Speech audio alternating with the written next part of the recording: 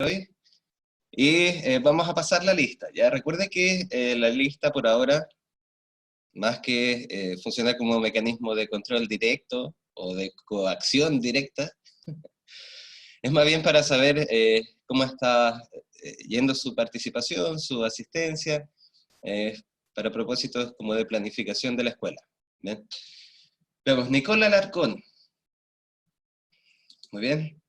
Pía Almendares. Presente. Muy bien. Bastián Andana. Bien. Colomba Araneda.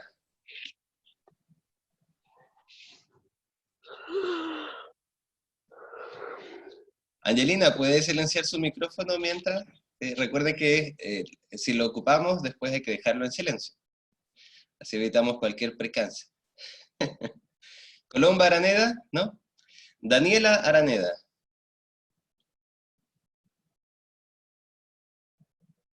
¿Tampoco? Rayén Arellano. Muy bien. Sofía Baeza. ¿No? Francisca Barros. Un poco. Constanza Bastías. ¿No? Nicolás Carrasco. Profesor presente. La Francisca Barros le tocó trabajar hoy día. Sí, sí, me mandó un correo. Muchas gracias. Perfecto, gracias. Caroline Sea. ¿No? Alejandra Cerda. Melissa Cornejo.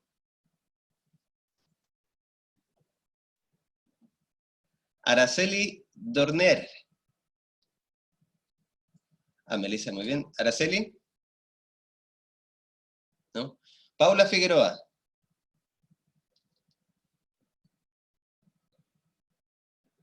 Denise Gainza.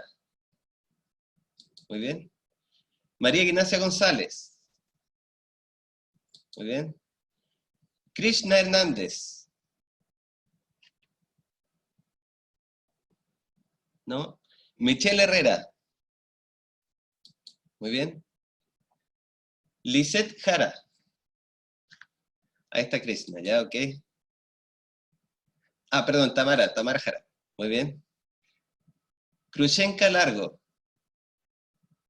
Muy bien. Francisca Morales. Francisca, ¿no? Jazmín Padilla. Ahí está Francisca. Jazmín.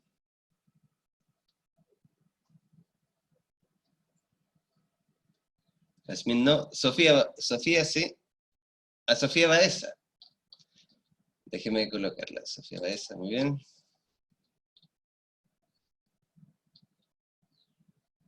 Jazmín Padilla. Sofía Pita. Sofía Pita, ¿no? Matías Ponce. Ok, sí, me escribió también Matías. Martín Ríos. Ok. Javiera Rivera. Muy bien. Janina Rojas. Muy bien. Francesca Romero.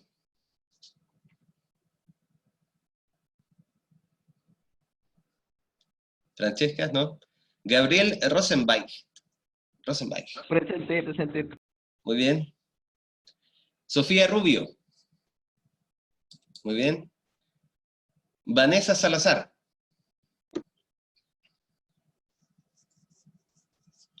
Vanessa, ¿no? Angelina Sepúlveda. Muy bien. Catalina Sepúlveda. Muy bien. Nadia Sierra. ¿No? María Esperanza Taipé. Nadia, ahí está, muy bien. María Esperanza Taipé. ¿No? Francisco Valdebenito.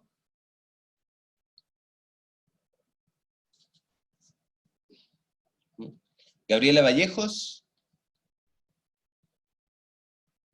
¿No? Yusari Vargas. Gabriela Vallejos, muy bien. Yusari. Yusari Vargas, ahí, muy bien. Catalina Vargas. Muy bien. Amanda Villagra. Muy bien. Y Miroslava Jersik. Ok. Bien, ¿nadie más que me falte? ¿Alguien que haya llegado recién? ¿No? Muy bien, vamos a cerrar esta cosa.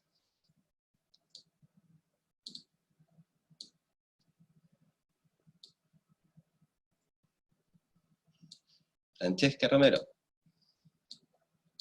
Ok. Muy bien, ahí guardamos. Bien, jóvenes, entonces vamos a comenzar la sesión del día de hoy. ¿Sí? Recuerden que hoy día tenemos taller después de esta hora de cátedra. Así que ahí les voy a comentar más o menos cómo va a ser ese trabajo. ¿Ven? Vamos, lo que vamos a tratar de hacer hoy día básicamente es distinguir dos conceptos y el uso que nosotros vamos a darle de aquí en adelante. ¿Sí? Esto va a ser una especie de acuerdo. Vamos a tratar de distinguir entre los conceptos de ética y moral. ¿Sí? ¿Me escucho bien? Sí. Ok, muy bien, muchas gracias. Entonces vamos a tratar, como les decía, de distinguir entre estos dos conceptos, porque existe mucha diversidad sobre lo que se comprende por uno y por otro. Existe diversidad no solo en el sentido común, sino también en el espacio filosófico y reflexivo. Estos dos conceptos tienen muchas posiciones diversas, entonces vamos a tratar de acordar qué es lo que va a significar para nosotros cada uno. ¿Sí? Vamos, por lo mismo, también a tratar de identificar con claridad qué es lo común y qué es lo diferente en estas dos nociones. Y quizás lo más práctico que tenemos que lograr hacer hoy día es poder identificar lo que llamamos valores dentro de la moral de una persona. ¿Sí? Es decir, vamos a tratar de identificar qué es lo importante para cada persona en una situación moral o en una situación de conflictos morales. ¿Sí? Vamos a ir de a poquito, no es complejo, ¿sí? Incluso puede parecer un poco más entretenida esta sesión. Vamos a comenzar entonces clarificando un poco qué entendemos por moral. Desde su perspectiva, ¿sí? Previo a cualquier reflexión, ¿qué es para usted la moral?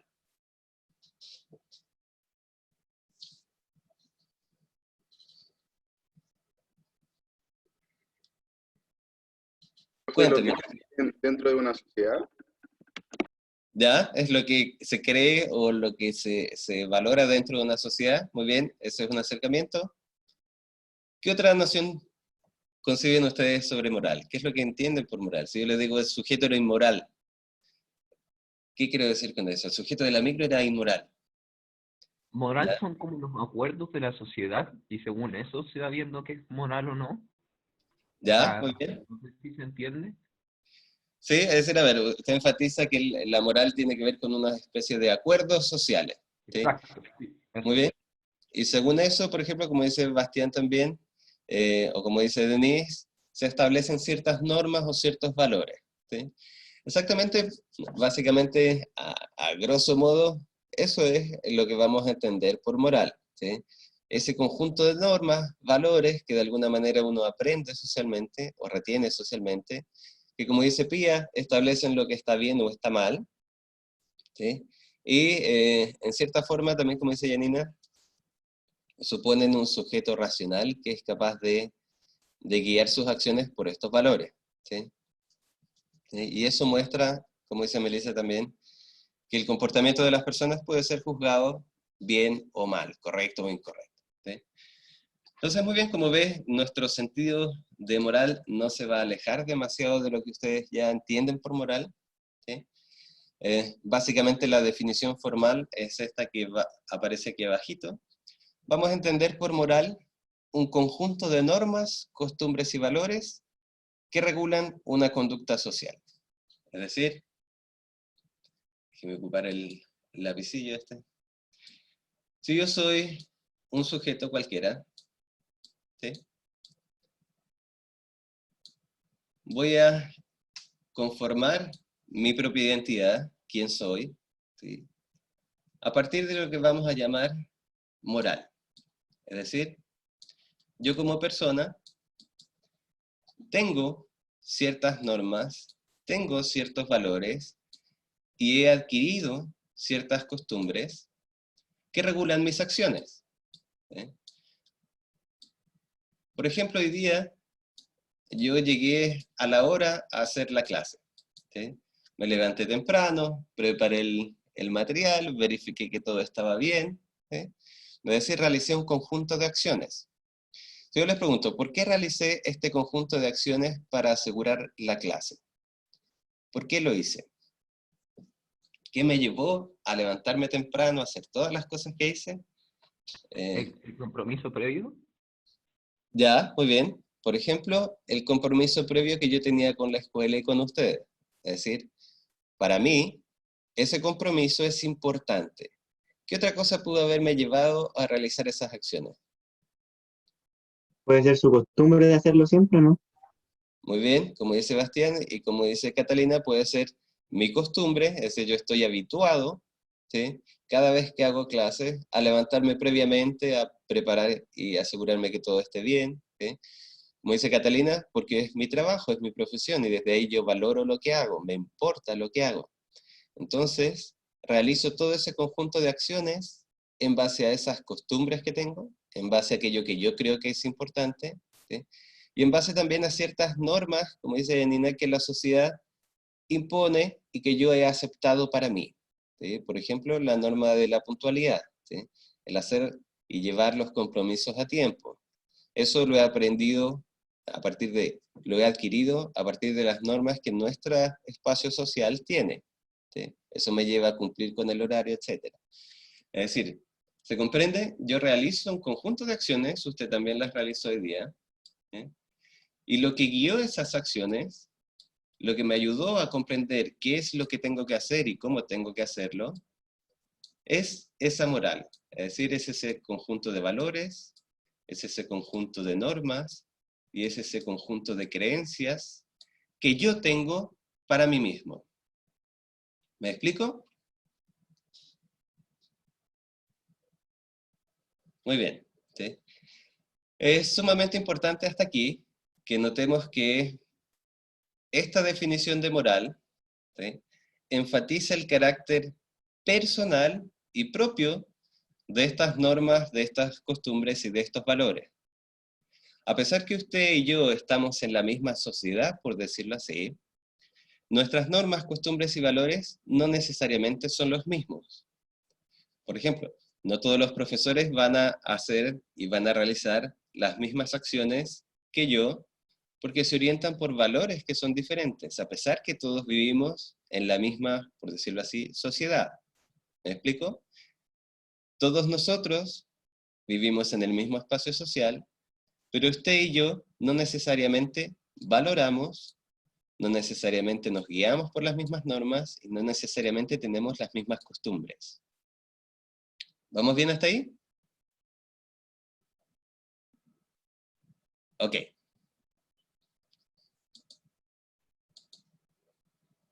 Muy bien, entonces, aquí.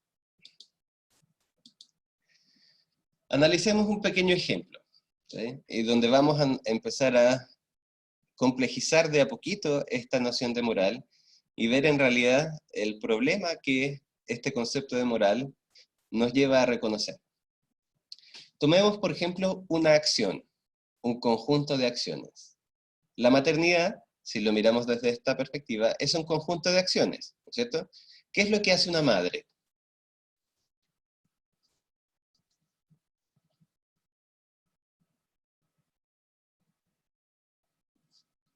¿En qué sentido?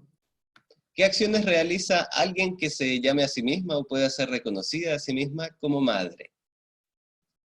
Ya, por ejemplo, una madre cría, educa, protege, cuida, muy bien. ¿Y a quiénes? ¿A quién cuida una madre? ¿A quién educa una madre? A su hijo, ¿sí? Muy bien, Gabriel. Entonces, fíjese, todas esas acciones, todas las acciones que realiza esa persona, ¿sí?, son acciones que están guiadas por ciertos valores, ¿sí?, por ciertas normas y por ciertas costumbres.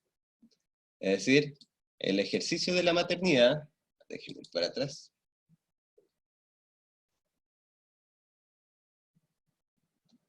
El ejercicio de la maternidad está dado por lo que esa persona, por lo que ese individuo, cree que es correcto realizar a partir de sus valores, sus costumbres y sus creencias. ¿Me explico? Es decir, somos dos personas diferentes, ¿sí? Ambas nos reconocemos a nosotras mismas como madre, ¿sí? Por lo tanto, ambas vamos a realizar ciertas acciones con respecto a nuestros hijos, pero esas acciones no necesariamente van a ser las mismas, porque están guiadas por valores y costumbres diferentes, ¿sí? Por ejemplo, usted como madre puede creer que la alimentación de su hijo es muy importante, ¿sí? Su suegra, como madre, entre comillas, también cree que la alimentación de sus hijos y de sus nietos es importante.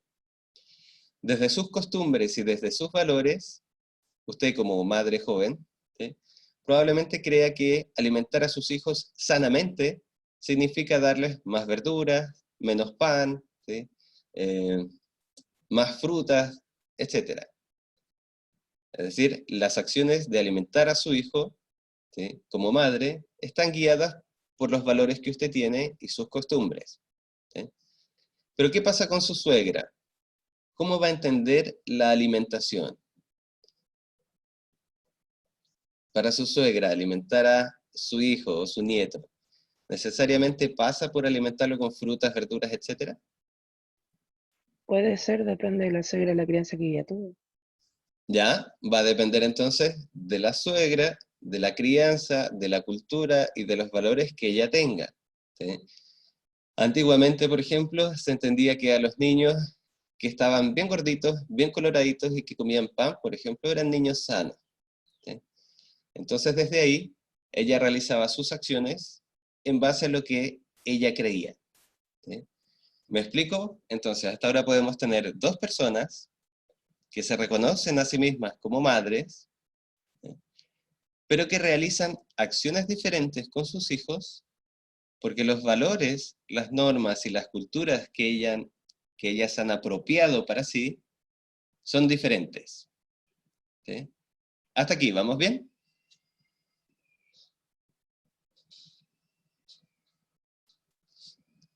Muy bien, ¿sí?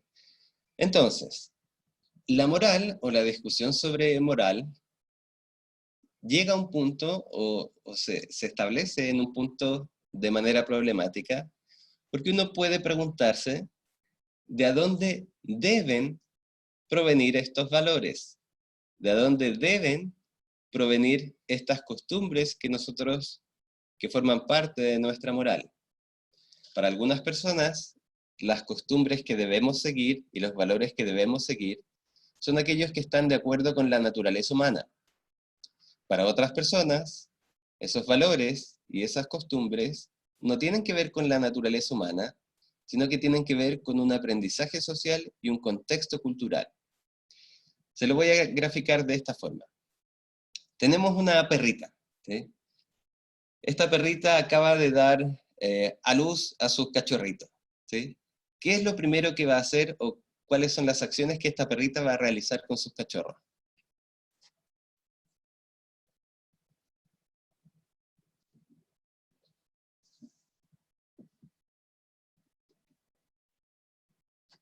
Fue la pregunta, no pude escuchar. ¿Qué es lo que la perrita que acaba de dar a luz a sus cachorros, Los lava mayormente. va a realizar? Por ejemplo, los va a lavar, los va a amamantar, ¿sí?, los va a limpiar. Es decir, la perrita realiza un conjunto de acciones con sus cachorritos recién nacidos, ¿sí? La pregunta ahí es, ¿por qué realiza esas acciones? ¿Qué lleva a esa perrita a realizar esas acciones? ¿Ya? Muy bien. Como dice Melissa, como dice Nadia y Catalina, por el instinto. ¿Sí? Uno no podría decir que la perrita ha aprendido a ser madre de sus cachorros. La perrita instintivamente realiza esas acciones.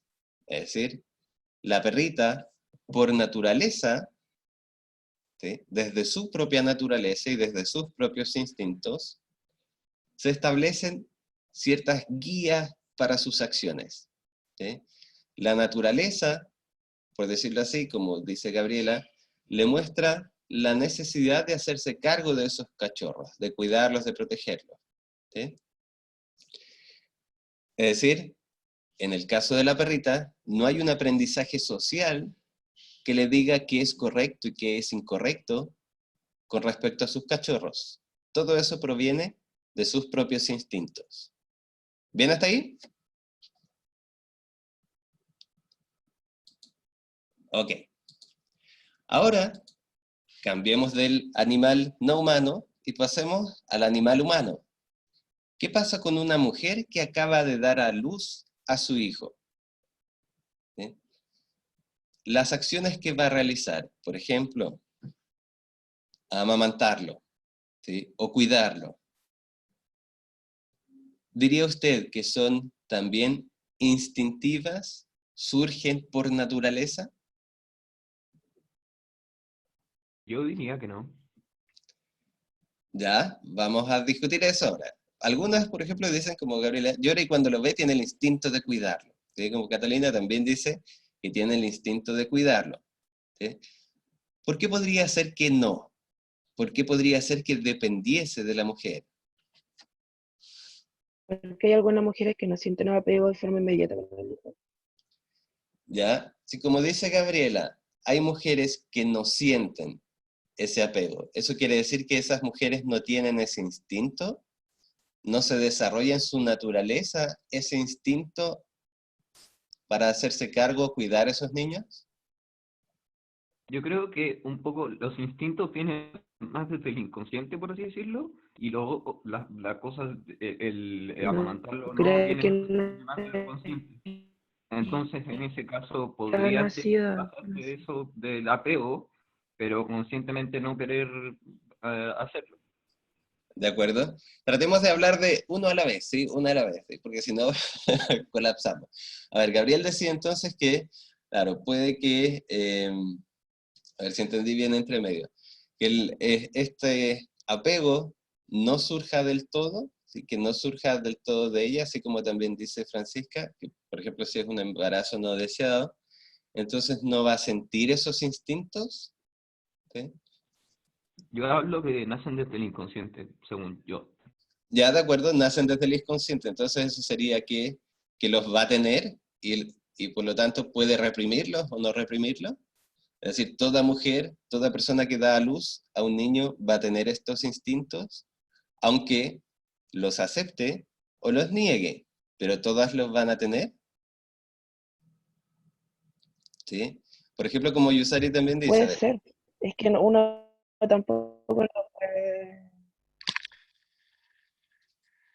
puede ser como Gabriela, que se cortó un poco su audio.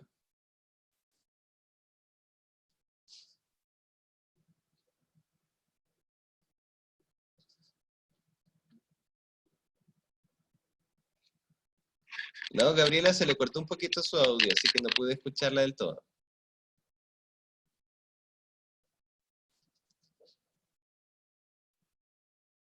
Déjeme ponerlo de otra forma, ¿sí?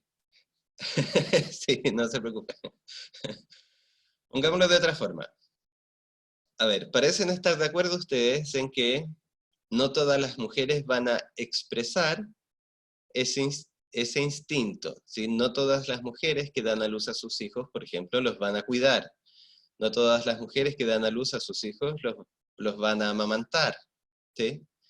Pero ahí mi pregunta es, aquellas mujeres que no lo hacen, ¿es porque resisten el instinto que naturalmente tienen y lo niegan porque, por ejemplo, ese hijo no fue deseado, o lo niegan porque había un contrato previo que decía que, por ejemplo, los van a entregar en adopción? Es decir, el instinto existe, pero racionalmente o emocionalmente lo niegan, o no tienen naturalmente ese instinto. ¿Qué cree usted?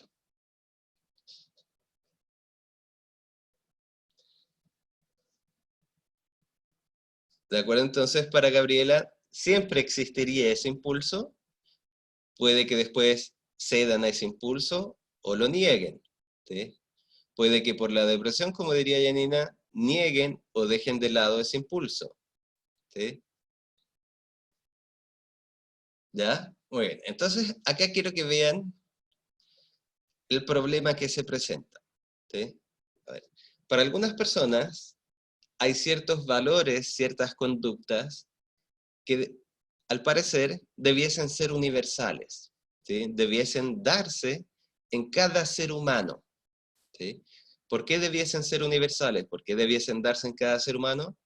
Porque de alguna manera tienen relación directa con la naturaleza de ese propio ser humano, ¿sí? Y por eso les coloco el ejemplo de la maternidad, porque para esas personas que toman esa posición, ¿sí? El instinto, por ejemplo, materno, el hacerse cargo de los niños, el de alguna manera sentir el llamado de ayudarlos, es instintivo y por lo tanto es natural. Y si es natural, para algunas personas, esa conducta también es buena y deseable. Para otras personas y otras posiciones en filosofía y sobre la moral, no existen conductas relacionadas directamente con la naturaleza humana, porque la naturaleza humana, para estas personas, se construye social y culturalmente. Para esas personas, entonces, no tiene sentido hablar de un instinto materno, ¿sí? Porque creen que ese instinto en realidad no existe, sino que solamente es una costumbre adquirida culturalmente. ¿Bien? Entonces, la pregunta allí es, ¿en qué posición usted se va a ubicar? ¿Sí? ¿Y qué límites va a colocar a eso? Para nosotros, esta discusión es bastante importante por las consecuencias que tiene. Déjeme explicárselo de esta forma.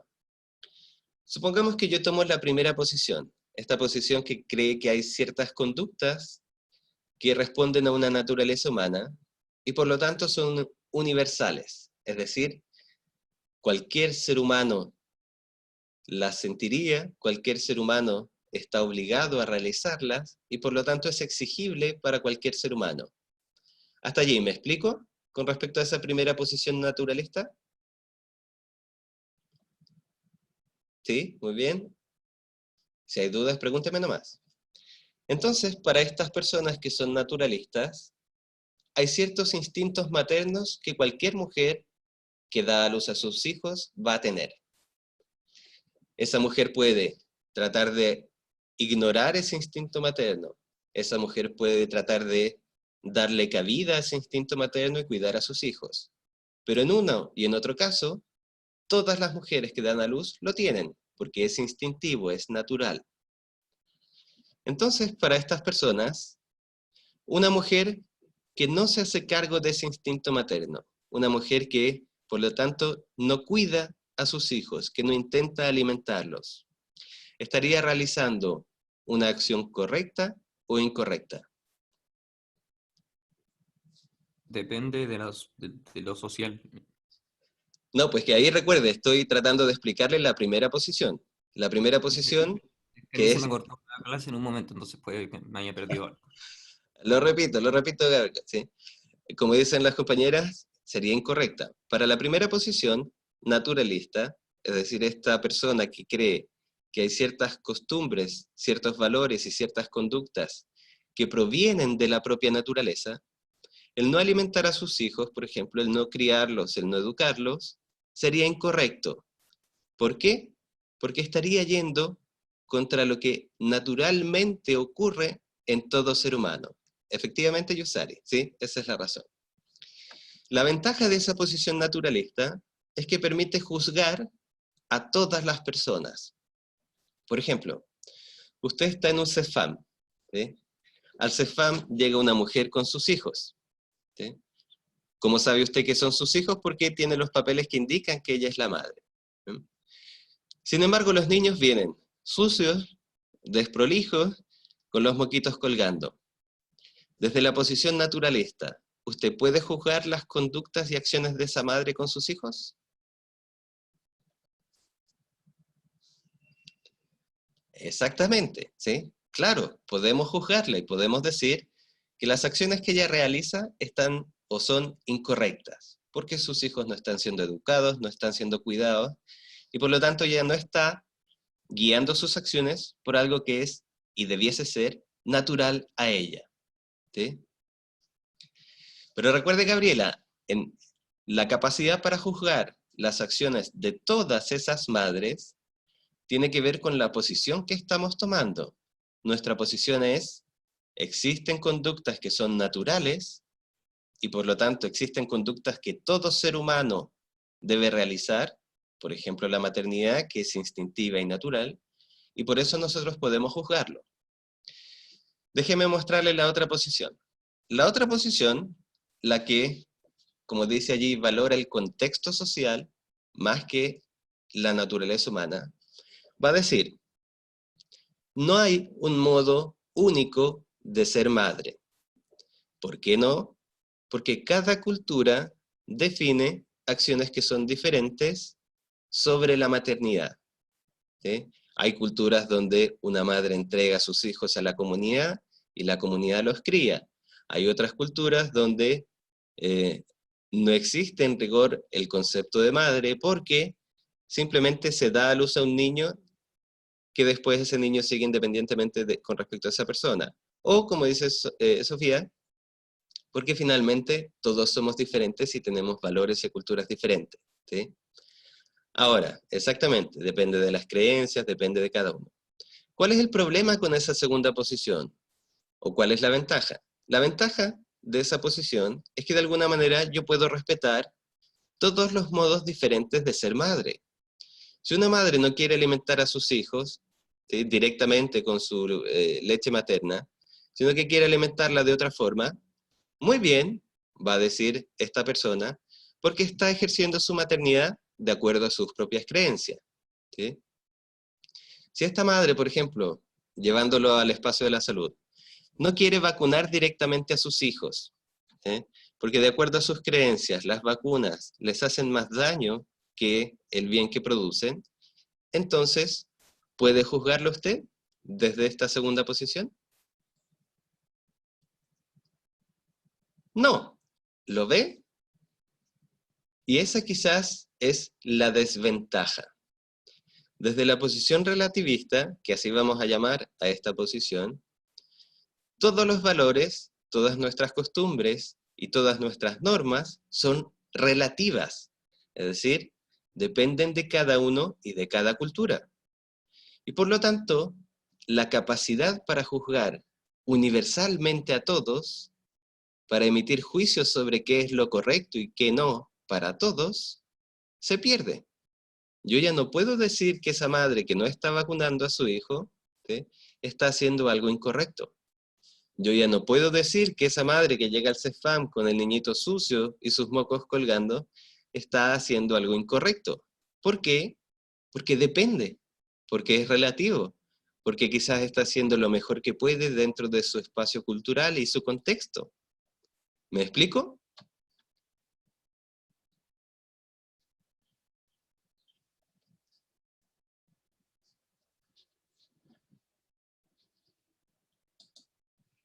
Muy bien, entonces, ¿cómo ve esta primera distinción entre una moral naturalista o una moral relativista?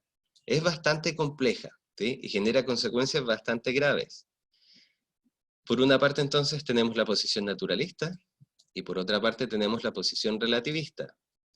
Acá yo puedo hacer juicios universales, ¿sí?, y acá yo no puedo hacer juicios universales, pero puedo reconocer la diferencia y el valor de la diferencia de cada uno. Para la posición relativista, la diferencia y reconocerla es importante, ¿sí? La consecuencia aquí grave entonces es que yo no puedo juzgar Y la consecuencia aquí es que yo sí puedo juzgar a los demás, pero pierdo la capacidad para reconocer la diferencia. Todas las madres deben hacer lo mismo, ¿sí? Pierdo la diferencia. ¿Vamos bien hasta ahí?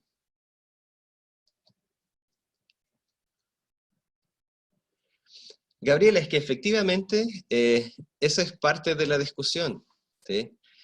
Usted como profesional de la salud tiene estos dos polos, ¿sí? Estos son dos extremos. Y lo que vamos a tratar de hacer en este curso es que se vayan situando a lo largo de estos dos polos. No le estoy diciendo que tome uno u otro, pero debemos empezar a reconocer qué criterios en el espacio de la salud, por ejemplo, qué valores, qué costumbres y qué normas vamos a considerar que son universales. Y qué valores, costumbres y normas vamos a considerar que son más relativos, ¿sí? Por ejemplo, el respeto a la vida en el espacio de la salud debiese ser para usted una norma, una costumbre y un criterio universal o relativo.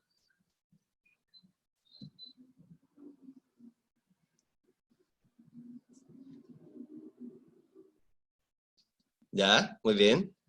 Para usted puede ser universal, es decir, el derecho a la vida, por ejemplo, debiese ser un criterio y una norma que en el espacio de salud yo siempre debería tratar de exigir y de valorar. Pero como ve, también surge la diferencia. Gabriela, ¿por qué cree usted, por ejemplo, que el derecho a la vida debiese ser en el espacio de salud algo relativo?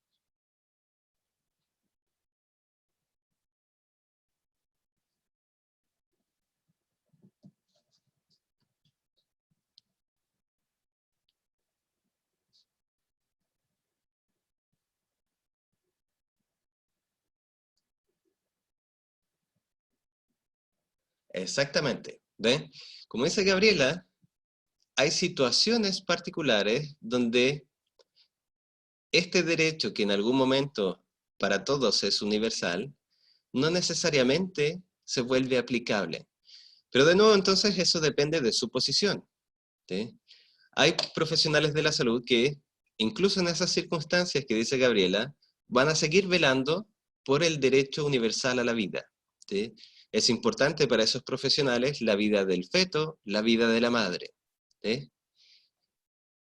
Va a haber otros profesionales que van a decir, no, incluso el derecho a la vida es algo relativo, porque depende de cada persona qué es lo que concibe como vida. Pensemos, por ejemplo, en un paciente con cáncer. Si uno piensa que la vida, en términos biológicos, es universal y es un criterio que debo tratar de respetar siempre en el espacio de la salud, ¿puedo acelerar el proceso de muerte de esa persona con cáncer terminal?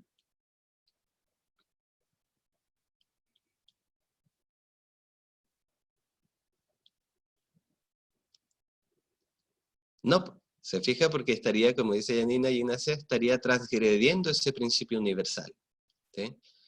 Ahora, si usted cree que el derecho a la vida es relativo, entonces va a tener que poner en consideración cada situación, como dice Gabriela. ¿Pero cuál es el costo? El costo entonces es que usted no puede exigirle a nadie que viva. No puede exigirse usted mismo como profesional tratar de perseverar en los procesos. No puede permitirse insistir a toda costa en que las personas sigan con vida. Por eso, Gabriela, ¿sí?, es una posición que usted como profesional tiene que tomar, ¿sí?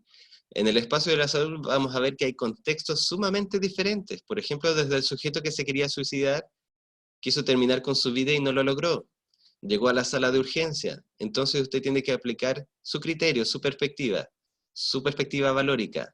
Desde su perspectiva valórica, la vida es una acción, el perseverar en la vida es una acción que usted como profesional de salud debe valorar y debe realizar, o su perspectiva es, no, la vida es tan importante como sea para el paciente. Si el paciente no desea perseverar en su vida, entonces yo no tengo derecho a forzarlo a continuar con su vida. ¿Ve el problema? ¿Sí? Porque, Yusari, allí usted tomó una posición relativista. ¿Sí? Lo que quiero que vean es que, como profesionales de la salud, deben tomar posición sobre esta discusión. Ustedes, como profesionales de la salud, deben definirse a sí mismos y decirse, para mí, ¿qué normas, valores y costumbres van a ser universales, naturales y por lo tanto exigibles para cualquier persona? ¿Y qué normas, valores y costumbres yo voy a aceptar que son relativos? Es decir, que dependen de la cultura, dependen del propio sujeto. ¿Sí? Cada posición va a tener consecuencias, como dice Gabriela. ¿Sí? Va a tener consecuencias para nosotros como profesionales de la salud. ¿Sí? Tan inmoral es, como dice Gabriela, sería inmoral también que apoye a un paciente que desee morir, pero sí tomar la posición de vida y surgir y continuar. ¿De acuerdo? Tan inmoral como eso puede ser la otra posición. ¿Sí?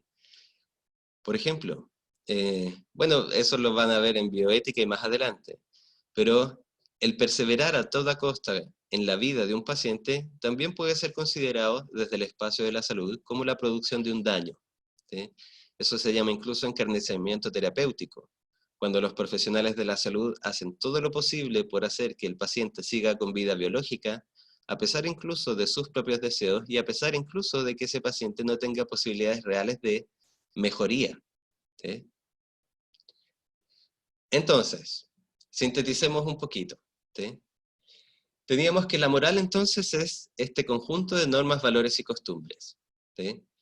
Cada persona, al parecer, y cada cultura, tiene normas y valores y costumbres que no necesariamente son las mismas unas con otras. ¿Sí? Nosotros en este curso tenemos normas y valores y costumbres que son diferentes en algún punto. ¿Sí? Frente a esa diferencia y frente a esa diversidad, existen dos grandes polos, dos grandes posiciones. Aquellos que creen que hay ciertas normas, valores y costumbres que son universales y que todos debiesen respetar y seguir, y aquellos que creen que todas esas normas, valores y costumbres son relativas y que por lo tanto dependen del contexto, dependen de la situación y dependen de las personas. ¿Sí? Allí usted como profesional, a lo largo de este curso y los que vienen, tiene que ir tratando de descubrir y reafirmar qué va a considerar como un valor universal y qué va a considerar como un valor relativo. Hasta aquí, ¿vamos bien?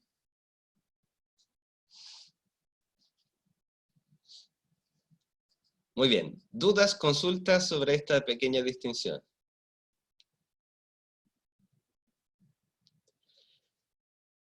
No, Gabriela, de hecho yo creo que es natural que uno acepte ciertos elementos como universales y otros que reconozca como relativos. Por ejemplo, es más fácil para nosotros tender a aceptar que el modo en que una persona ejerce su maternidad o su paternidad es relativo, pero con límites. Por ejemplo, no se puede pasar a llevar la vida de los hijos, no se puede poner en riesgo la vida de los hijos.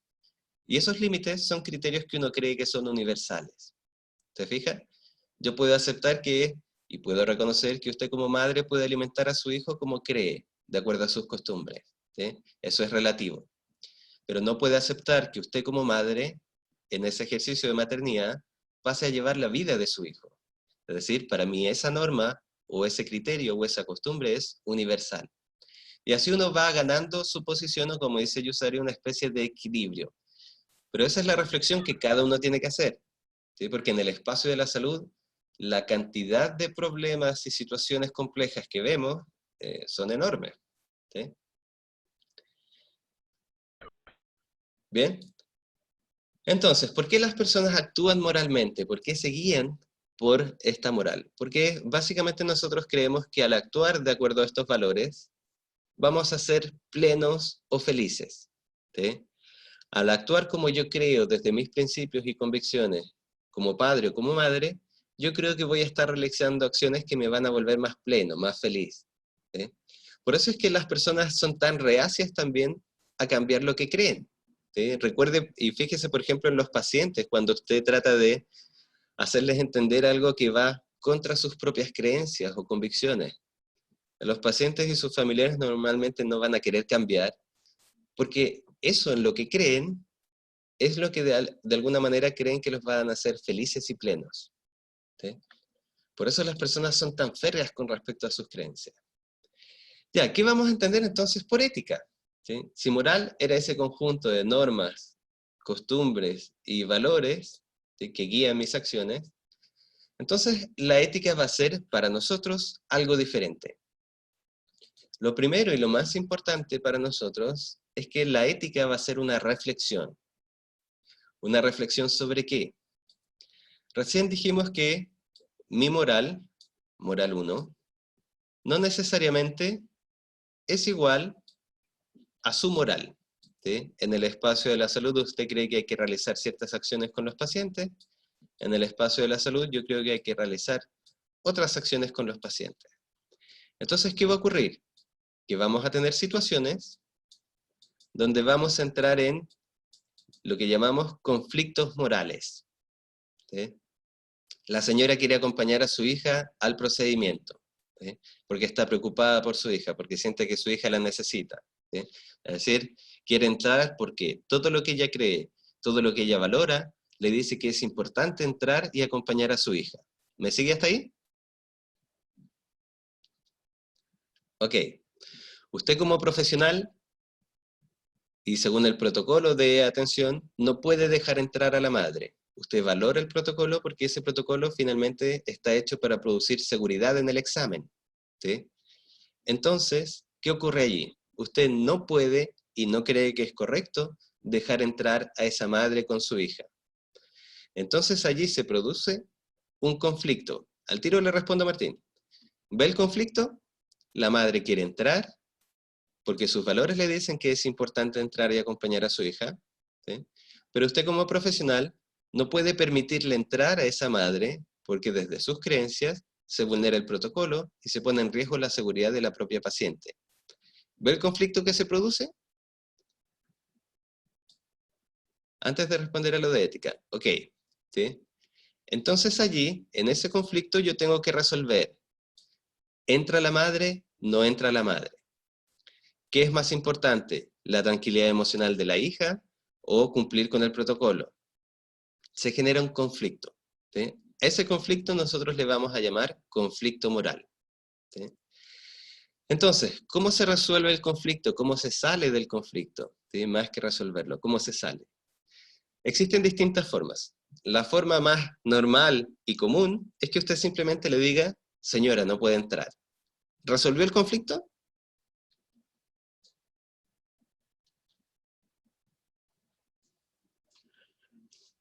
Bien, en rigor, como dice Melissa, uno le puede decir, señora, usted no puede entrar. Si yo solo lo dejo ahí, resolví el conflicto, solo que lo resolví autoritariamente. ¿Sí? Terminó el conflicto porque le dije, señora, yo soy quien está a cargo de la situación, usted no puede entrar, lo lamento mucho. ¡Bum! Y le cerré. Salí del conflicto. ¿Sí? En un sentido concreto, lo pude resolver. ¿Sí? Como dice, sí, en todo caso, Gabriela, los conflictos van a seguir. ¿Sí? La señora se va a quedar con una percepción de que se le pasó a llevar, que no se le explicó nada, y que usted es simplemente una persona sumamente autoritaria. ¿Sí? Resolver el conflicto. Pero en salud, resolverlo de esa forma, ¿sí?, es pasar a llevar también a la paciente y pasar a llevar a su familia. ¿Sí? Entonces, ¿qué es lo que se propone aquí? Se propone hacer una reflexión. Reflexiono el conflicto que existe, la mamá quiere pasar, yo no puedo dejar que pase, ¿sí? Y trato de encontrar criterios que permitan resolverlo de tal forma que todos estén de acuerdo en que esa solución es la mejor. ¿Sí? Resolvemos el conflicto moral, que es el que se produce por este choque de morales diferentes, ¿sí? Y tratamos de resolverlo encontrando criterios comunes. Por ejemplo, el primer paso, como dice Melissa, es que usted le va a explicar por qué no puede entrar. Le va a decir que si ella entra, va a poner en riesgo su propia vida y la vida de su hija. Dentro de los valores que tiene la madre, ¿la vida de la hija es importante?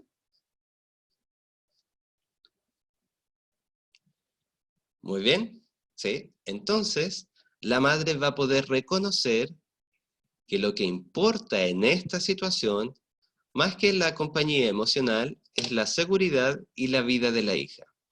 Y por lo tanto va a decirle, sí, tiene razón, estoy de acuerdo con lo que usted me dice, comprendo las razones por las cuales no puedo entrar. Y resolvió el conflicto, pero lo resolvió de tal manera que todas las personas quedaron de acuerdo. Todas las personas comprendieron el criterio que estamos usando. Hasta allí, ¿vamos bien?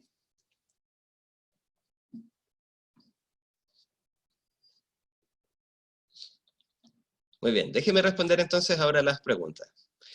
Como dice Catalina entonces, la ética surge y se utiliza solamente cuando entramos en espacios de conflictos morales. No es que el conflicto moral sea la causa de la ética. La ética se aplica solamente cuando hay conflictos morales, porque la ética es una reflexión que va a tratar de encontrar criterios sobre cómo debemos actuar. ¿Sí? Por lo tanto, solo surge la necesidad de una ética cuando estamos en esos conflictos morales. ¿Sí?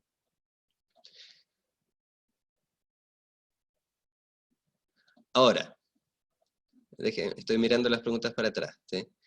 Ahora, ¿quiénes debiesen reflexionar en esa situación? ¿Quiénes debiesen participar por la búsqueda de criterios comunes? El profesional es uno, pero ¿solo el profesional?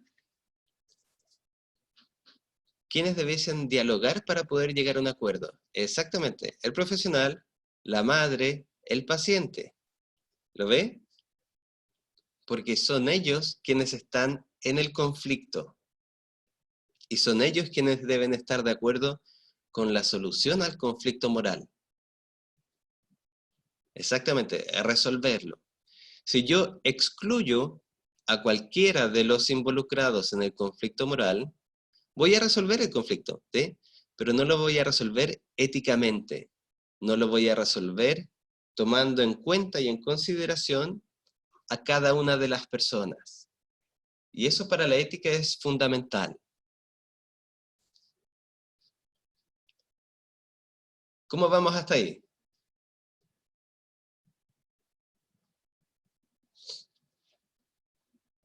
Ya, muy bien. Le propongo algo, ya estamos por cumplir la hora. Démonos 5 minutos de descanso y volvemos al taller y le explico cómo vamos a funcionar en el taller. ¿Le parece?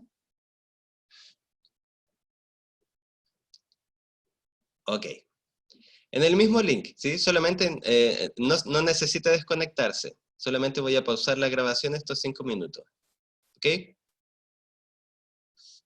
Y aproveche de organizar sus grupos para el trabajo.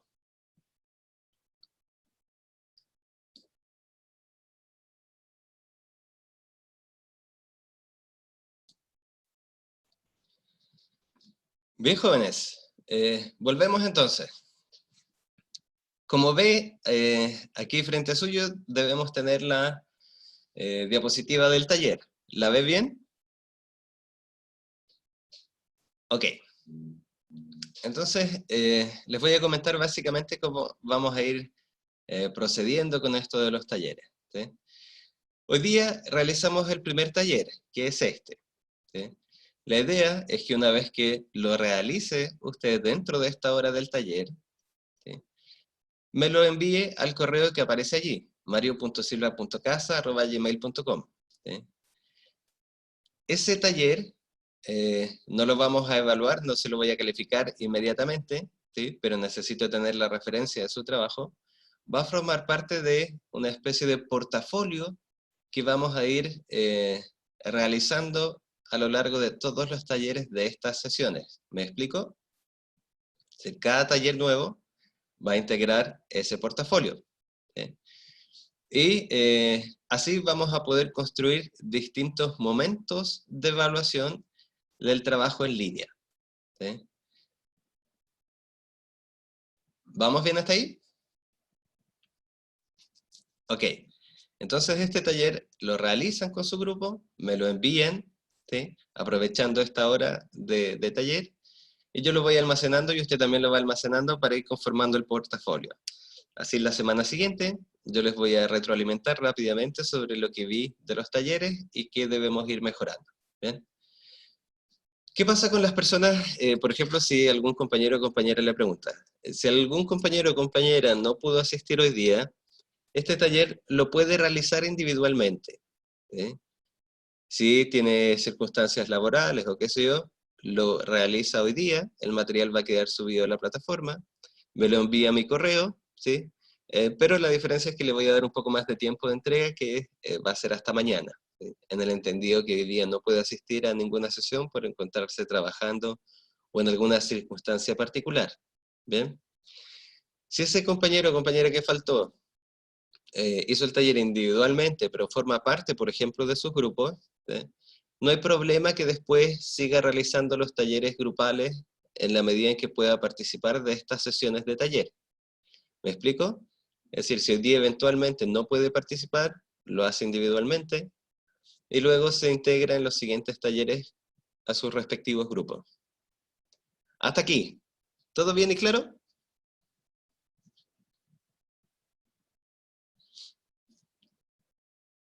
Muy bien.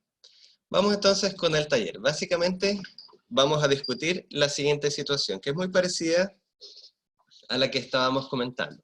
¿Sí?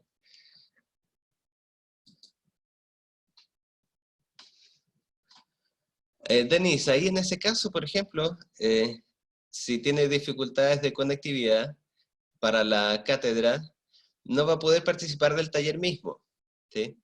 Y lo importante, lo que yo trato de resguardar es que si los compañeros y compañeras están trabajando en este taller, el compañero que no puede estar presente lo puede hacer, ¿sí? Pero ahí tiene que hacerlo individualmente.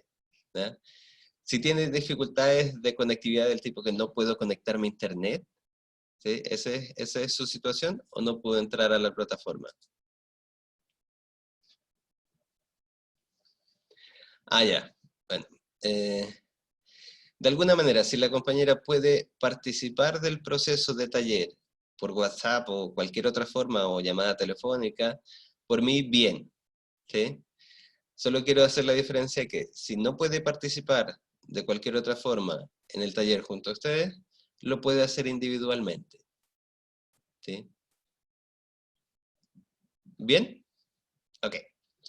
Ya, comentemos entonces la situación. La situación es, como les decía, parecida a la que discutimos en clase. Una madre con su hija se acerca a un CEFAM para realizarse una espirometría. ¿Sí? Este examen es muy importante para evaluar la función pulmonar de la joven. ¿Sí?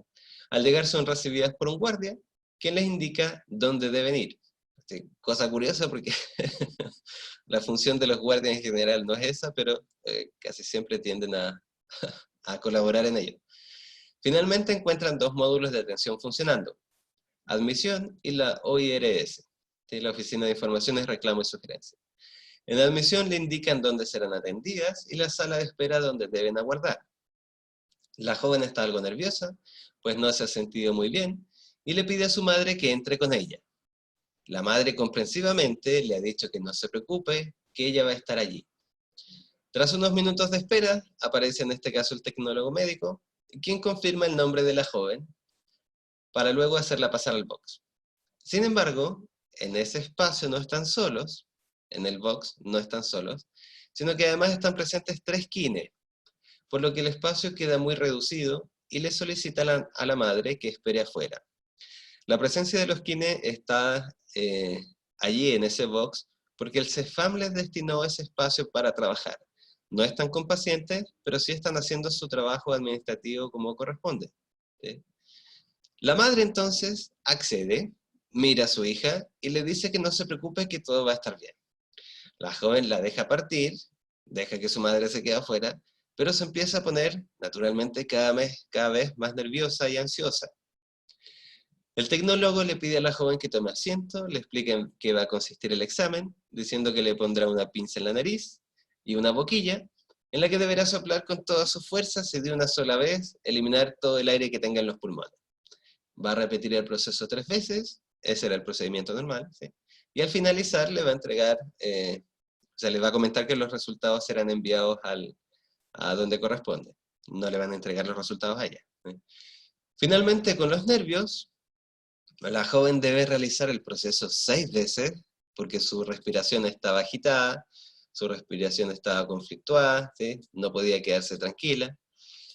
Y tiene que repetirlo 6 veces para recién obtener las curvas legítimas y válidas que sirvan para realizar el examen. El tecnólogo le pide a la joven que descanse. Una vez que hizo todos estos 6 intentos, le retiró la pinza y la boquilla la elimina en el contenedor de basura. El tecnólogo concluye explicándole a la joven que debe llevarle el resultado del examen al médico tratante. Y finalmente le pregunta si ha quedado alguna duda. La joven le dice que no, la va a dejar a la puerta, donde se reencuentra con la madre, y antes de despedirse, el tecnólogo le comenta la situación a la mamá, ¿sí? Le dice que tuvieron que realizar 6 veces el procedimiento para poder obtener los datos que necesitaban. La madre, con molestia y resignación, ¿sí?, le dice a su hija que lamenta mucho no poder llevarla a otro lado, pero que ha sido muy valiente y que eso debería dejarla orgullosa, ¿sí? Es decir, la madre se molesta por toda la situación y trata de, a pesar de su molestia, reafirmar a su hija en la valentía que ha tenido. Hasta allí la situación. ¿Se comprende?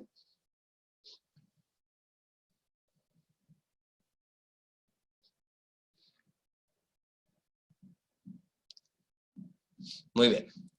Entonces, ¿qué es lo que vamos a hacer? Básicamente, este taller quiere poner en práctica lo que vimos recién, lo que vimos en la cátedra. Lo primero que que le pido que realice es identificar cuáles son los actores más relevantes, cuáles son los sujetos que participan y generan los conflictos morales que vemos, ¿sí? ¿Quiénes son los sujetos que empiezan a chocar entre lo que consideran importante, correcto, bueno o necesario? Por ejemplo, ¿cuál sería uno de los actores más obvios de la situación?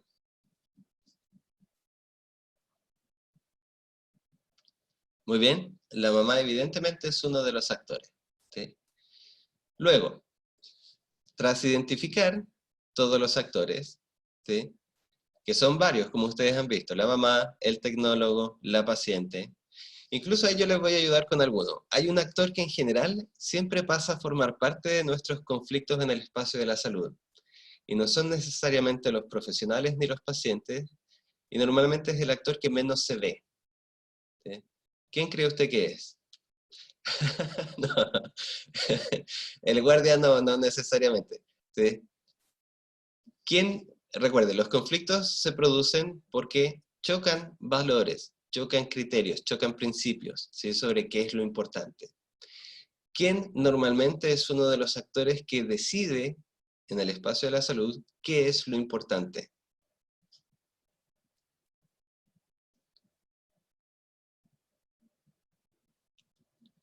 No siempre el médico y no siempre la paciente. Por ejemplo, ahora, la paciente iba a entrar a su examen con el tecnólogo médico y habían 3 kin en el box. ¿La presencia de los kin en el box obedece a su propia voluntad? ¿Quién dice que ese espacio lo deben ocupar los kines? No lo dice necesariamente el personal de salud, ¿sí? Vamos a tomarlo de esa forma. La institución, ¿sí?, que dispone ciertas normativas de uso de los espacios, ¿sí? Entonces, gran parte de los conflictos, como usted va a ver, ¿sí?, tienen que ver no necesariamente con lo que las personas creen, sino que tienen que ver con los principios o los valores o las costumbres o las normas que las instituciones colocan a los profesionales. Se fija que en parte todo este conflicto se produce porque el tecnólogo tiene que compartir el espacio con los kines. Y eso no lo hace él porque lo crea, y tampoco lo hacen los kines porque lo crean. Lo hace y lo genera la institución porque siente que es importante optimizar sus espacios y los recursos, ¿sí?, por lo que cree que es importante. En ese sentido, vamos a tratar de mostrar que las instituciones también tienen una cierta moral. Las instituciones también tienen ciertos principios o normas que regulan sus acciones. Bien, entonces en la 1 colocamos todos estos actores, ¿sí?, los actores que son más relevantes para el conflicto. En la 2 tratamos de identificar los valores para cada actor. ¿Sí? Exactamente, Francisco, uno puede leerlo así. ¿Sí? Es, es moralmente correcto para las instituciones distribuir el espacio, pero recuerde ahí el uso de las palabras. Sería inmoralmente correcto para el paciente y para los profesionales esas normas. Y eso genera un conflicto moral. ¿Sí? La ética, recuérdelo, es la reflexión. Allí teníamos que reflexionar. Ok, entonces en las dos tienen que identificar los valores para cada actor. ¿Cómo identifico valores? Para identificar valores, básicamente uno tiene que hacerse la siguiente pregunta. ¿Okay? Me pregunto, ¿qué es importante para? ¿Qué es importante para la madre en esta situación? Dígame usted, ¿qué es importante para la madre en esta situación?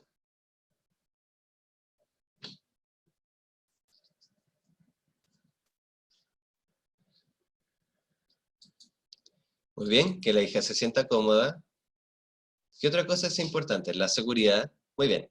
¿Se fija? Esas dos respuestas ya son valores que la madre posee. Ya son dos aspectos que para la madre es importante. Entonces, para la madre son valores o son elementos de su moral el entregarle seguridad a la hija, el permitir que su hija se sienta cómoda. ¿Qué es importante para el tecnólogo médico?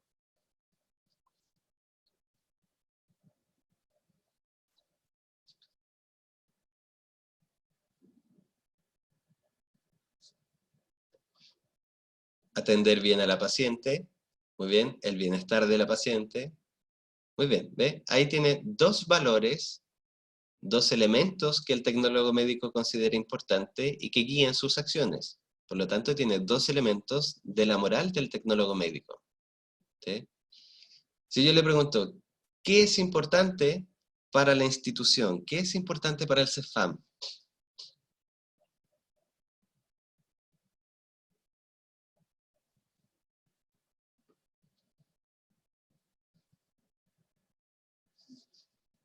Muy bien, la salud de sus pacientes, ¿sí? Entregar una atención de calidad. Esos serían valores institucionales del CEFAM.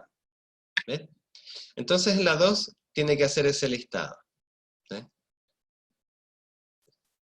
Efectivamente, optimizar los espacios de hecho es uno de los valores y es uno de los valores que va a generar el conflicto moral que vemos allí en la situación. En la 3 entonces, identificamos y describimos los conflictos morales que usted perciba. ¿Cómo uno coloca o describe un conflicto moral? Un conflicto moral, recuerde, es el choque entre valores, ¿sí? De un actor con otro en una situación. El conflicto moral más obvio que estábamos discutiendo es ¿cuál? ¿Qué es lo que quiere hacer un sujeto que otro sujeto no se lo permite o se lo impide o choca?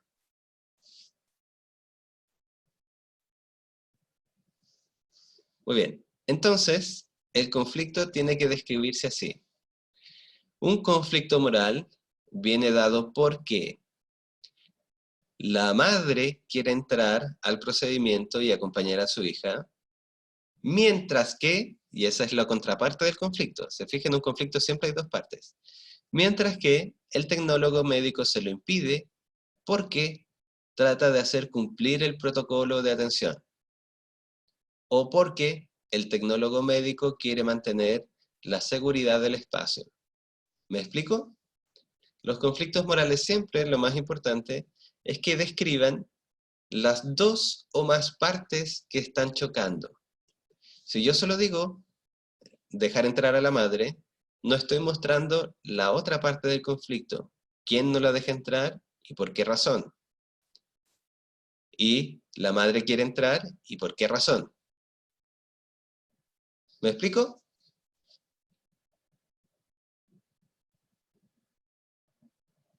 Ok. Y en la 4 y final simplemente le pido que me describa, a modo de síntesis de la discusión de cátedra, cuál es la diferencia entre ética y moral. ¿Sí? ¿En qué se diferencia? ¿Bien? Entonces, preguntas, dudas o consultas.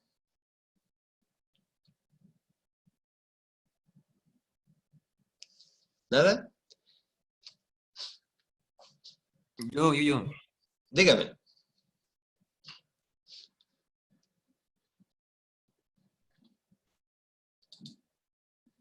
¿Cuál? Todo cierto.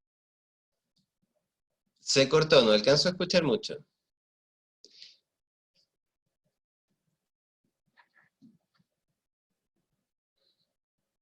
El conflicto moral, Melissa, es el choque de valores diferentes que expresan sujetos diferentes en una situación. ¿Sí? En este caso, el conflicto más evidente es el choque de valores entre la madre y el tecnólogo médico. Y uno lo narra más o menos así. El conflicto moral es que la madre quiere entrar porque le importa, porque valora acompañar a su hija, mientras que el tecnólogo médico le impide entrar porque valora, le importa la seguridad. ¿Sí? El taller se hace, este PowerPoint lo subí, si quiere puede ocupar eso como plantilla, o si no lo hace en cualquier Word y me lo envía. ¿Sí? Después le voy a dejar un formato si quiere como estándar para eso. ¿Sí?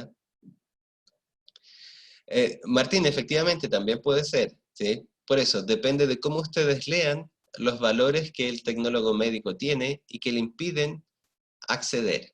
¿Sí? Yo los voy a acompañar y las voy a acompañar hasta las 11:40 aquí en la sesión, que es el espacio normal. ¿Sí? No tengo problema si me lo envían un rato más tarde. ¿Sí? No voy a meter presión en eso. Además, recordemos que cada uno probablemente está en sus espacios y siempre surgen cosas que hacer. ¿Ya? Lo más importante de todo para mí es que aprovechen esta hora, ¿sí? Y me lo envíen a más tardar la tarde de hoy. ¿Sí?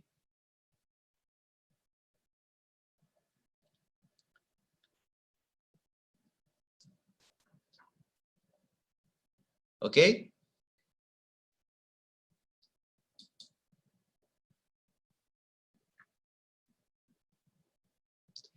Muy bien. ¿Dejo la diapositiva anterior del caso o le dejo las preguntas?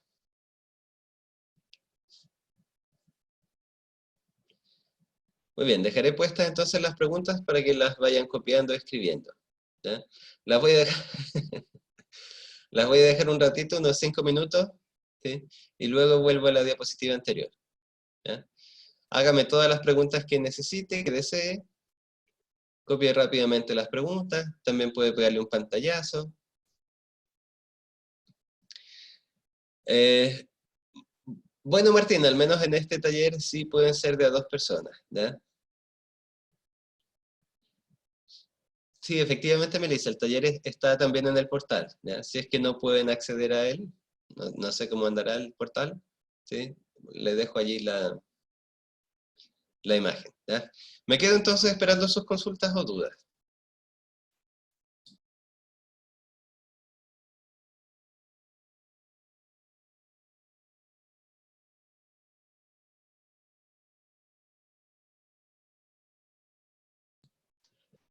Carolina, en un minutito dejo el caso. ¿Ya? Estoy esperando ahí para que copien las preguntas.